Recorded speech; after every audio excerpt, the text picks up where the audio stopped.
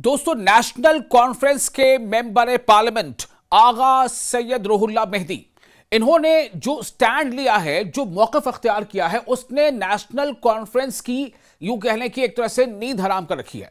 क्योंकि आप देखें तस्वीरों में ये आगा सैयद रुहुल्लाह मेहदी है, लेकिन आज बड़ी खबर यह है कि इन्हें नजरबंद कर दिया गया। जी हां, आगा रुहुल्लाह मेहदी को उनके घर के अंदर ही नजरबंद कर दिया गया, यानी उन्हें घर से बाहर निकलने की इजाजत नहीं है। उनके घर के बाहर सिक्योरिटी का अमला तैनात है। वजह क्या है? चूंकि आज आगा सैयद रुहुल्लाह मेहदी आरक्षण के मुद्दे पर धरने पर बैठने वाले थे। उन्होंने पहले ही ऐलान किया था कि मैं फिर से धरने पर बैठूंगा अगर ये कि इससे पहले तक हुकूमत इस बारे में कोई वाज़ेह बात तलबा बिरादरी के सामने नहीं लाती है।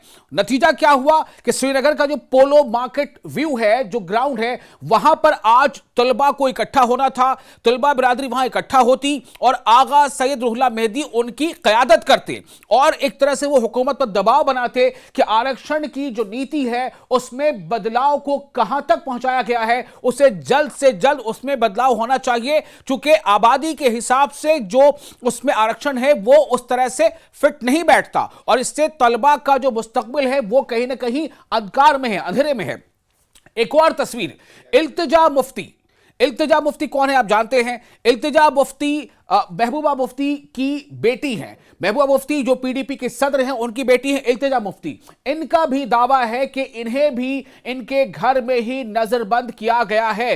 यह इल्तिजा मुफ्ती का दावा है। इल्तिजा मुफ्ती ने एक सोशल मीडिया पर पोस्ट कर यह जानकारी दी है। उनका कहना है कि मेरे घर के बाहर ख्वातीन पुलिस एहलकार तैनात है, मुझे घर से बाहर निकलने की इजाजत नहीं है। और यह पोस्ट उन्होंने किया इल्तिजा मुफ्ती ने। अपने पोस्ट में आप देखिए उनके घर के बाहर की तस्वीर, गेट के बाहर किस तरह से वो कटीली तार बिछी हुई है। और ये तस्वीर पोस्ट करते हुए इल्तिजा मुफ्ती लिखती हैं कि like many others I have also been placed under house arrest in Srinagar. अब आप सोचिए, इल्तिजा मुफ्ती ये कह रही हैं कि कई और लोगों के जैसे ही मुझे भी, यानी क्या इल्तिजा मुफ्ती ये कहना चाह रही हैं कि न सिर्फ ये कि आगा सैयद रुहुल्लाह मेहदी और न सिर्फ ये कि इल्तिजा मुफ्ती, बल्कि और कई लोगों को हाउस अरेस्ट किया गया अगर इनकी माने तो। दरअसल एक बात इसमें समझ में आ रही है कि जिस तरह से पिछली बार जब धरना प्रदर्शन एक तरह से भले ही अलामती तौर पर ही सही, लेकिन आगा सैयद रुहुल्लाह मेहदी ने धरना प्रदर्शन किया था, तो उस वक्त वहां पर पीडीपी के एक और एमएलए हैं पुलवामा से वहीदुर रहमान पर्रा, वो भी मौजूद थे। तो ऐसा माना जा रहा था कि आज भी कहीं ना कहीं इन सभी का जमावड़ा हो जाएगा तलबा बिरादरी के साथ। तलबा भी इकट्ठा हो जाएंगे, आगा सैयद रुहुल्लाह मेहदी भी वहां पर मौजूद रहेंगे और इल्तिजा मुफ्ती मौजूद रहेंगी। आप देखिए वो तमाम तस्वीरें हैं जिसपे आप देख सकते हैं कि जो श्रीनगर का पोलो व्यू एरिया है वहां पर भी सुरक्षा के और इंतजाम किए गए हैं और वहां पर जो सिक्योरिटी अमला है उसे भी तैनात किया गया है, यानी कि उसकी एक तरह से वहां पर कोई इकट्ठा ना हो, वहां कोई जमा ना हो सके, इसकी पूरी कोशिश की गई है। एक तरफ आगा सैयद रुहुल्लाह मेहदी नजरबंद है अपने घर में, इल्तिजा मुफ्ती अपने घर में नजरबंद है और सिक्योरिटी अमला पूरी तरह से देखिए वहां चौकस है कि कोई यहां जमा ना हो, किसी तरह का कोई वहां पर इज्तिमा ना हो और वहां पर कोई प्रोटेस्ट ना हो। सवाल यह है कि ऐसा क्यों? क्या इससे किसी ना किसी अनरेस्ट का खतरा था? क्या इससे सियासी तौर पर कोई एक बड़ा वबाल खड़ा हो सकता था? यह सवाल है। और इसी वजह से जो तलबा बिरादरी है या जो उनकी जो भी तंजीमें हैं वो भी उस मकाम पर नहीं पहुंच पाए। चूंकि खबरों की माने तो ऐसी रिपोर्ट्स आ रही हैं कि तलबा बिरादरी को भी, तलबा को भी जगह जगह पर रोका गया है, जैसा कि हमारे रिपोर्टर ने भी इस बारे में जानकारी दी थी। अब सवाल यह पैदा होता है कि जब हुकूमत का स्टैंड यह है, यानी कि वजीर आला उमर अब्दुल्ला और उनकी जो हुकूमत है, उनकी जो काबीना है, उनका स्टैंड यह है कि हमने आरक्षण के बारे में एक फैसला लेकर के और उसमें जो उसकी जो कैप है 33% को आगे बढ़ा करके 30% को उसको हमने बाकायदा सारी चीजें तय कर दी हैं। लेकिन अब चूंकि यह फाइल एलजी के पास है तो हमें इंतजार करना पड़ेगा। चूंकि एलजी के पास फाइल है तो ऐसे में नेशनल कॉन्फ्रेंस के ही सांसद का इस तरह से रुख अपनाना और इस तरह से धरना प्रदर्शन की बातें करना यह कहीं ना कहीं बहुत मुनासिब नहीं है। इसी बात को लेकर के शेख बशीर जो नेशनल कॉन्फ्रेंस के सीनियर लीडर हैं, तर्जुमान हैं, उनका यह कहना है कि ऐसा लगता है कि आगा सैयद रुहुल्लाह मेहदी इस मुद्दे पर, आरक्षण के मुद्दे पर कुछ ज्यादा ही उलझ गए हैं।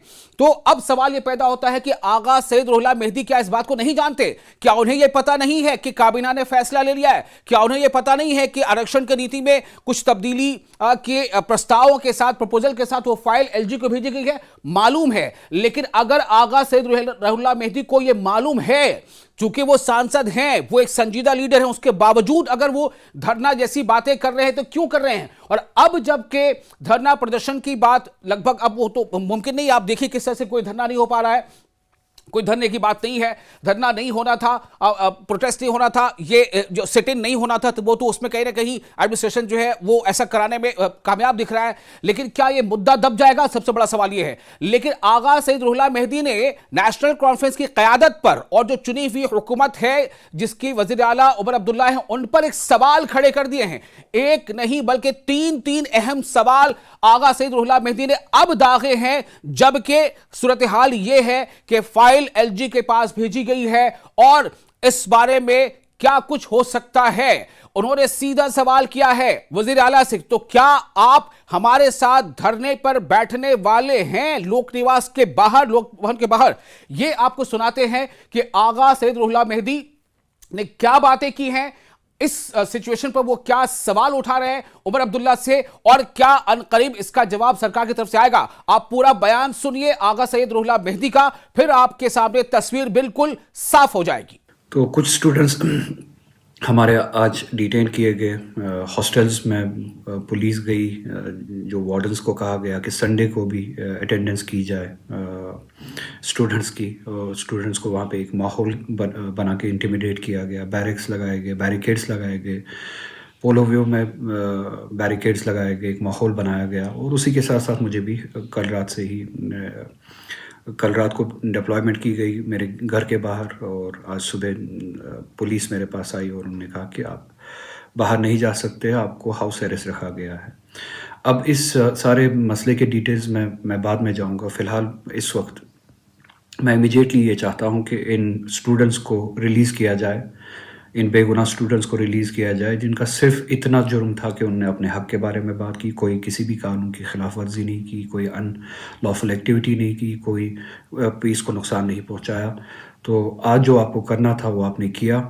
इन स्टूडेंट्स को इमीडिएटली रिलीज़ किया जाए, इनको अपने घर जाने का हक़ दिया जाए, या अपने घर वालों के साथ जाके मिले, अपनी ज़िंदगी को फिर से उसी लिहाज से शुरू करें। अगर जैसे कि मैंने आपसे कल ही कहा था कि अगर ये फ़ाइल या अगर ये लड़ाई अब डेमोक्रेटिकली एलजी के पास लड़नी है तो मैं लड़ने के लिए तैयार हूँ, और आप आइए। और अगर ये सारी रुकावटें आपकी नहीं थी तो जब मुझे आज डिटेन किया गया या हाउस डिटेंशन में रखा गया, हाउस अरेस्ट रखा गया, स्टूडेंट्स को डिटेन किया गया, उनके रेस्क्यू में आप क्यों नहीं आए, या उनको पैटर्नेज देने के लिए आप क्यों नहीं आए, या उनकी बात करने के लिए आप क्यों नहीं आए मेरे बदले या उन स्टूडेंट्स के बदले? आपने ये रिस्पॉन्सिबिलिटी क्यों नहीं उठाई? जैसे कि मैंने कल ही कहा था, ठीक है आप आइए, शामिल होइए, आप यकीन दहानी दीजिए स्टूडेंट्स को, मुतमईन कीजिए कि ये लड़ाई अब, ये फाइल अब एलजी के पास है और आप हम सब जाने के लिए तैयार है, आप हमारे साथ आइए। क्या आप आज वो जिम्मेदारी उठाने के लिए तैयार नहीं थे, और क्यों नहीं उठाई? वो पैटर्नेज आपने क्यों नहीं दिया? क्या वो लड़ाई सिर्फ स्टूडेंट्स को लड़नी है कि आपकी कोई जिम्मेदारी नहीं है, या जवाब ये है कि आप ऐसा ही चाहते थे जो आज हुआ, जो डिटेंशंस हुए? क्या अब हमारी फेट ही यही है कि जो चीज़ आपने बेच दी है, चाहे वो एलजी के पास चली गई हो, अब उनकी मर्जी पे हो, चाहे उसका जवाब 10 साल के बाद आए या 20 साल के बाद आए।